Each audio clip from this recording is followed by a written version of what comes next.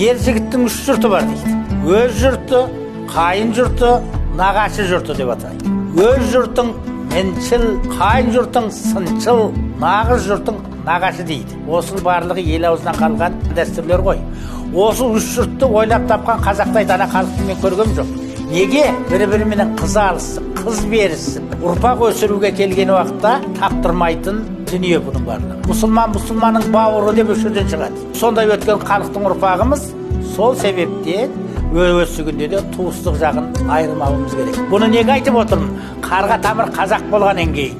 Жылқы баласы кісінескенше, адам баласы сөйлескенше дейді. Қазір сөйлесе келсек, бүткіл дүние жүзіндегі қазақтардың барлығы бір-бірімен туыс деп айтар едім. Жеңек барлығы бір тұтас, бір қанбыз.